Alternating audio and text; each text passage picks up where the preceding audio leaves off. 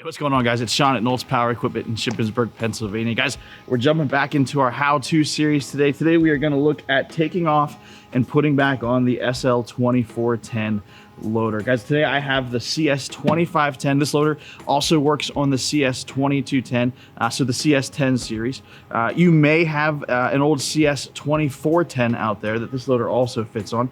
That model is no longer in production. They kind of split that off into the 2510 and the 2210 to offer some more options. But the SL2410 could still be out there somewhere on an old CS2410. So today we're going to take a quick look on how to take this loader off as well as put it back on. Let's jump into it real quick.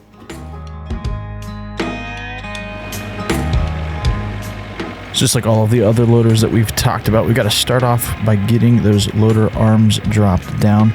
So on each side of the SL2410, you're going to have pins that hold those arms into place. Remove the cotter pin, take out the pin from the loader arm, drop that down, and then lock it back into place. There are a couple different spots here that you can choose as far as a height selection. It looks like for this one we chose the first one. You can use whichever one you find works for you. But once we have those loader arms dropped down and locked in place, we can jump back on the tractor. We can put the loader back down so that it is resting on those arms.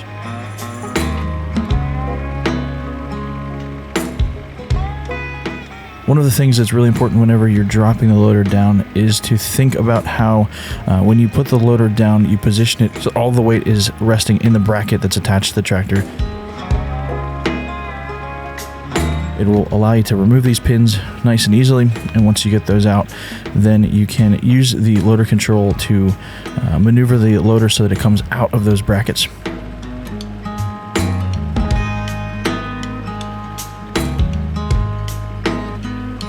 From there, turn the tractor off, release the hydraulic pressure in the hoses, and remove your hydraulic lines.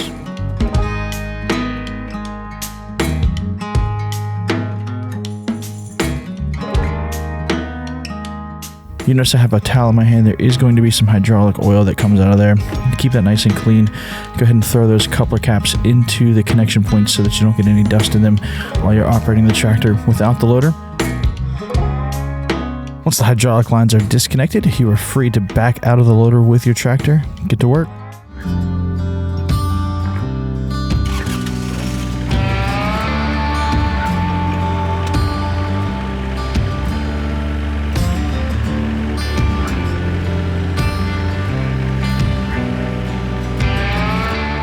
Now that the tractor is disconnected, you've done your work without the loader and you want to put it back on, it's time to hook that thing back up. Go ahead and line everything up as centered as you possibly can get it. You'll see here it takes a little bit of maneuvering to get everything lined up just the way you want it. Once you have everything set, go ahead and jump off the tractor, reconnect those hydraulic lines. One of the things you'll see here as I do this is I'm fighting those hoses a little bit as far as their length. There is a little bit of give in them that you can pull them a little bit. If you're pulling them too hard, your tractor might not be close enough to the loader, so you might need to reposition the tractor a little bit to get it a little bit closer, and you don't have to pull those lines quite as hard.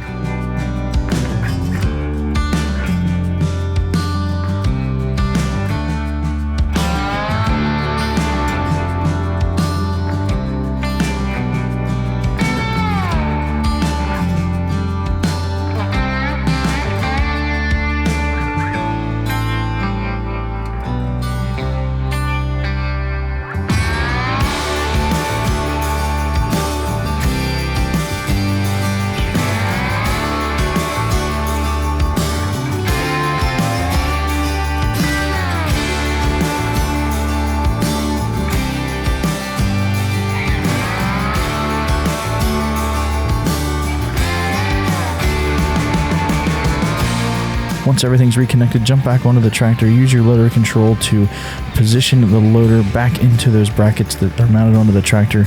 Those holes should line up nice and neat for you so that you can put your pin back in. Here, you see I don't have it quite right, so you have a little bit of maneuverability there to line everything up just right. Again, I'm pushing a little bit harder on this side than I had to on the other one. The important thing, we'll talk about it later, is that there's no need for a hammer or to start kicking.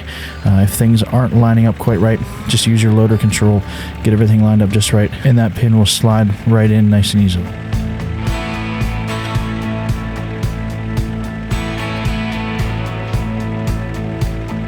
Once you have those pins in and everything's reconnected, you're ready to go.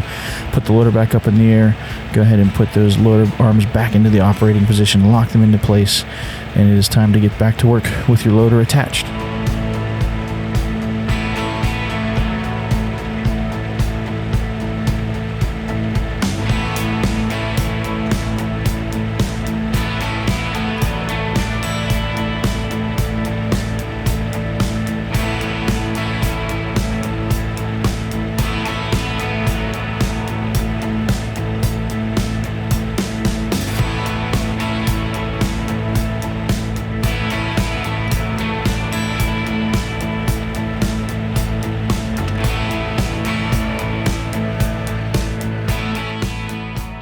Alright guys, thanks for checking out this video on how to remove and reattach your SL2410 loader. Again, this loader is going to be on our CS10 series, the CS2210 and the 2510, and those of you out there may still have an old 2410 that this loader is going to work on as well. Guys, again, super simple process. Kioti made this very easy for us. One thing you did see on the other side was I pushed a little bit harder on the pin on the other side to get that in. I could have maybe moved some things around a little bit, try to get that a little bit better lined up, but I felt that I could still push that in comfortably.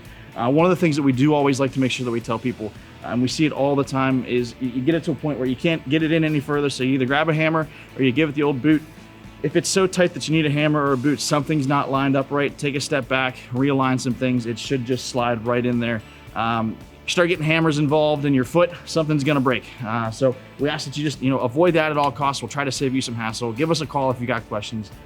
Keep an eye out, guys. If you're buying some of these new tractors, we're looking at getting some QR codes added onto the loaders of these things so that you have easy access to this video as well as the other videos that correlate to the other loaders and backhoes. If you have one of these CS10 series tractors and you don't have that sticker yet, next time you stop by, mention it to us. We'll see if we can get you one so that you have easy access to this video on how to take off and reattach your SL2410 loader. Guys, thanks for stopping in. We'll see you next time.